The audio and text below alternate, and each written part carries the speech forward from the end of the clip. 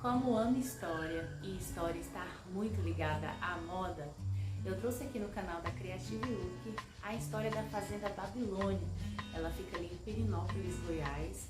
Se você não conhece e quer conhecer, clica aqui embaixo no link que eu já te convido para assistir a parte 1 e parte 2 dessa história.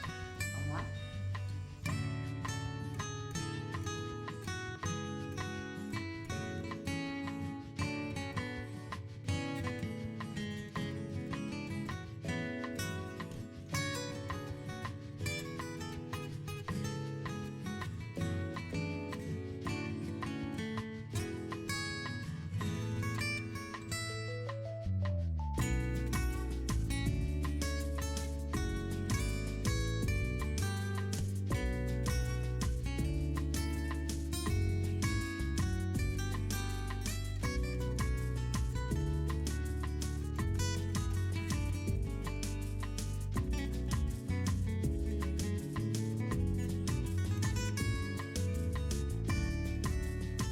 Gente, é um prazer receber vocês. Meu nome é Francisco e a gente auxilia a Dona Thelma na parte da visitação. Então, temos um grande trabalho pedagógico aqui. Recebemos escola, graças a Deus, do nosso Brasil inteiro, né?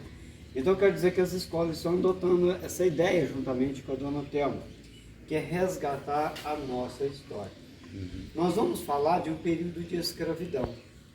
Nós vamos falar dos senhores de engenho que aqui se passaram. E com a escola a gente vai mais além.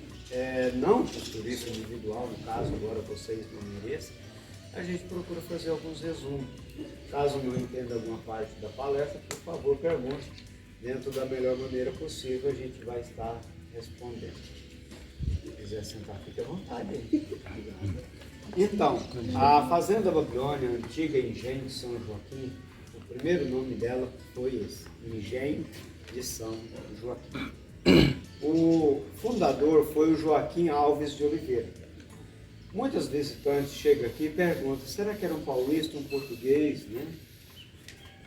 A possibilidade de ter sido um goiano? Claro que sim, já existiam cidades aqui. 1797, nós temos relatos dessa fazenda. Mas uma afirmação que ela estava produzindo é 1800. Por isso tem algumas placas por aí identificando a fazenda de 1800. O Joaquim Alves de Oliveira, ele nasceu em Pilar, de Goiás. Para quem não conhece a cidade de Pilar, ela é a terceira cidade mais velha do estado. Então, na cidade de Pilar, aos 6 anos de idade, Joaquim Alves de Oliveira ficou órfão. E, naquele momento, passava pela cidade os padres jesuítas. Os padres jesuítas, né, estariam ali, e era comum, costume, os tios darem essa criança aos padres jesuítas. Então, foi para São Paulo, teve toda a doutrina jesuíta. Com 22 anos de idade, ele retorna para Goiás e constrói aqui, Engenho de São Joaquim. Quando ele construiu toda essa estrutura com o trabalho escravo, chegou a ter um número de 200 escravos aqui, ele construiu direito uma residência. Não uma residência fixa, porque não morava fixamente aqui. Ele morava em Pirenópolis, quando ele vinha para a fazenda, a direita estaria reservada para a família. Na estrutura esquerda dessa casa, ao longo do tempo, tivemos grandes perdas na casa, na estrutura. Mas assim, mais de 70% da estrutura toda da casa, que são mais de 2.000 metros de área construída, ainda se preserva original. Aqui dentro desse salão, por exemplo, não havia esse piso. O piso aqui era chão batido, terra firme. No centro desse salão funcionou um enorme engenho de cana-de-açúcar movido a água. O único engenho do Centro-Oeste movido pela força da natureza, ele funcionou aqui dentro desse salão. Esse madeiramento incrível, estrutura, né, gigantesca aí, ele é um travamento do grande engenho de cana-de-açúcar que funcionava aqui. Só que os engenhos de cana-de-açúcar se classificam em 3. O primeiro engenho que foi montado, criado, inventado, ele era a engenhoca. movido à força humana, pelo próprio escravo. O segundo engenho é o engenho de trapiche, que é aquele ali, movido à tração dos animais, boi ou cavalo move aquela estrutura.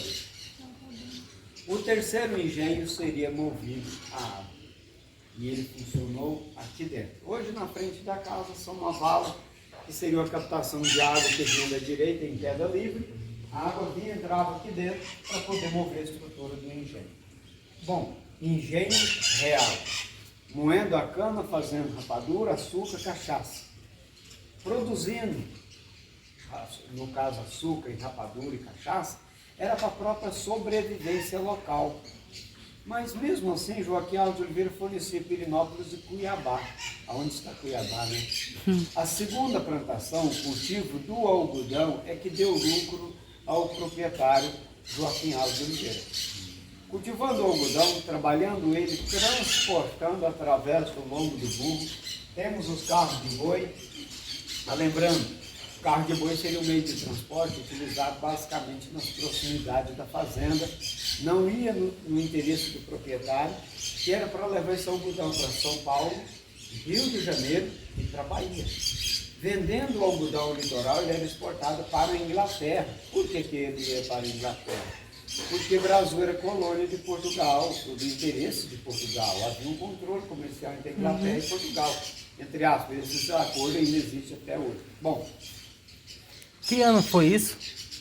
1800.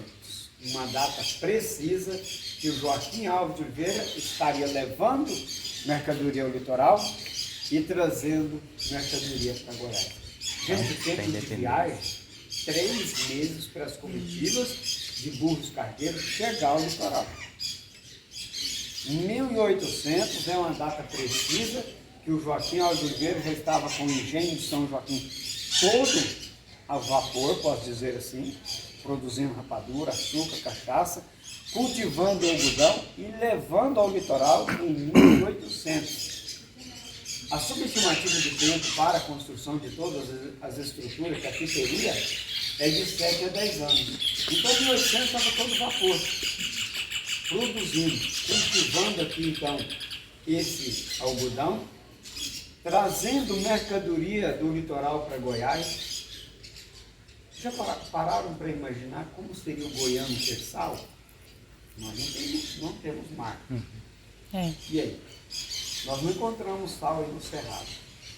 O sal tinha que vir no lombo do burro com suas broacas. Broaca é a bolsa feita de couro, não tem nada a ver com mulher, né? Vamos deixar até essa piada para outra hora. Broaca é uma bolsa feita de couro com a cangalha no centro e, no caso, o burro tropeiro seria o animal com mais resistência, levando para o litoral algodão e trazendo sal, trazendo-se pólvora e trazendo a terceira mercadoria que vinha do litoral, muito importante, ferro. Mas é uma mercadoria muito pesada, então trazia o suficiente para poder fazer ferramentas, machado, enxó, formão, gorpião, né?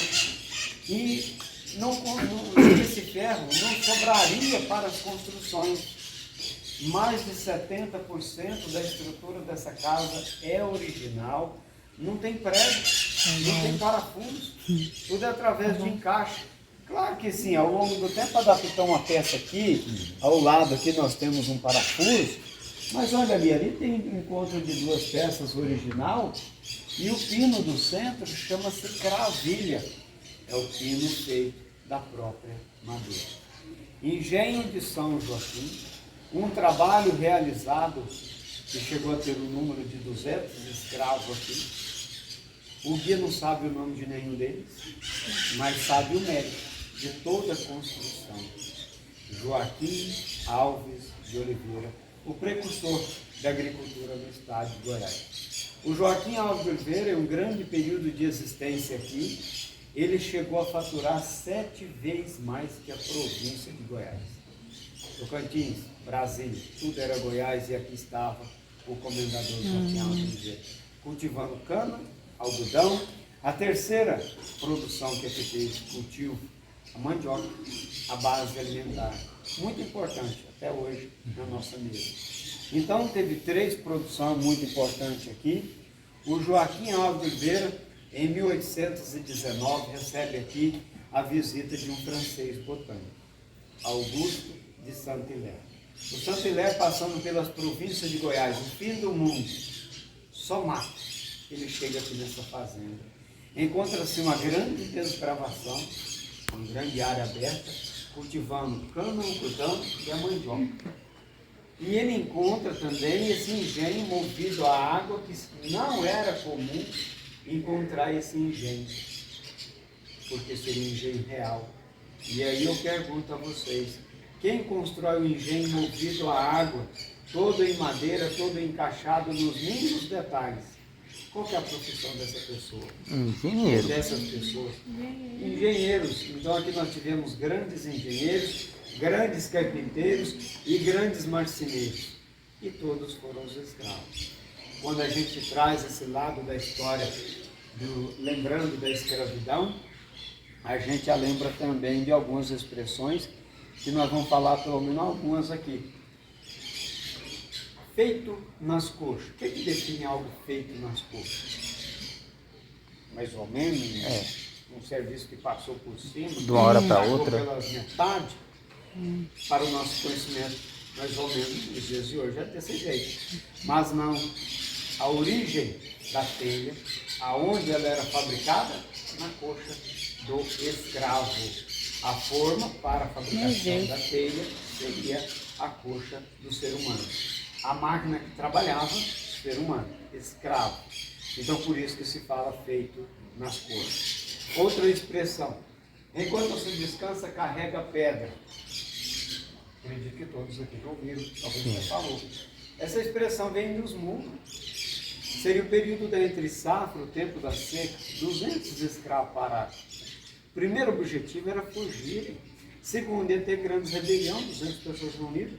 Vão carregar pedra, fazer os muros, serviria como meio de divisória e manter os escravos sempre ocupados. Então, aqui, em 1819, Saint-Hilaire chegando aqui, encontrando toda essa movimentação, ele fala para o proprietário Joaquim Alves de Oliveira que aqui se parecia uma verdadeira Babilônia, pela grandiosidade e arquitetura.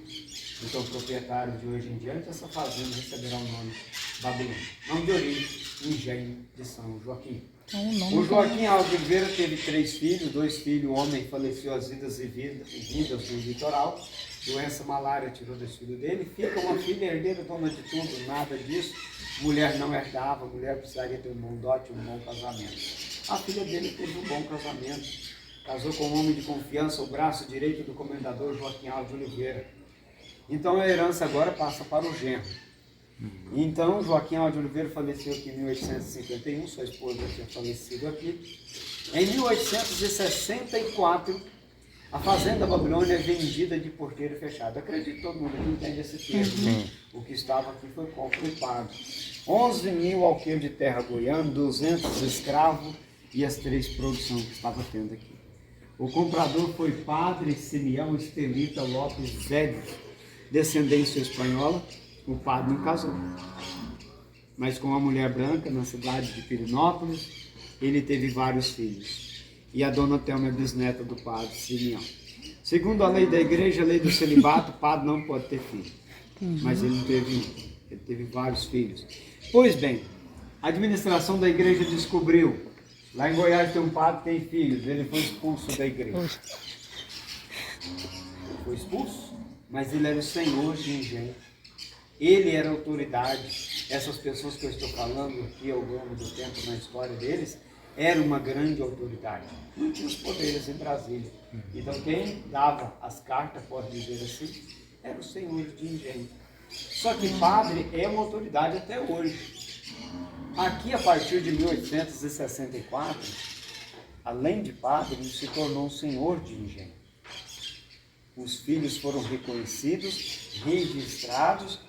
Caso contrário, devido à lei do celibato, que são vários votos de castidade, mas um que se destaca agora para nós, tudo que pertence ao padre em patrimônio, quando ele falecer, tudo que pertence a ele retorna à igreja. E aqui ficou para a família. É porque os filhos foram reconhecidos, registrados. Por isso que a dona Telma é a proprietária hoje da fazenda. Então, bisneta do padre Simeão. Agora nós vamos à capela, lembrando que a capela é original desde a fundação da fazenda. Não foi no surgimento do padre Simeão, não. Sim. Então, a fazenda não é dos herdeiros do comendador mais. Não. Tipo, não é da família do comendador. É de heranças depois, né? De herança vindo do padre. segmento do padre para cá.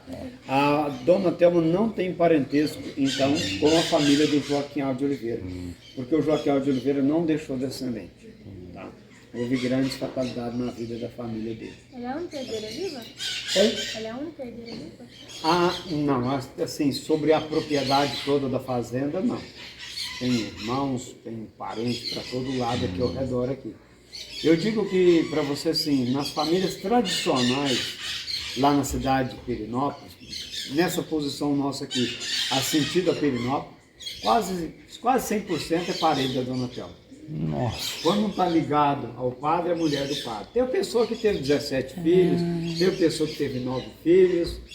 Só o pai da dona Telma que teve poucos filhos. E a dona Telma, na verdade, né? Foi mudando um pouco ao longo do tempo. Mas era comum as pessoas terem 13, 12 filhos. Era comum. Então, o padre teve uns 11 filhos. Mas ele foi expulso da igreja, não era padre mais, tá?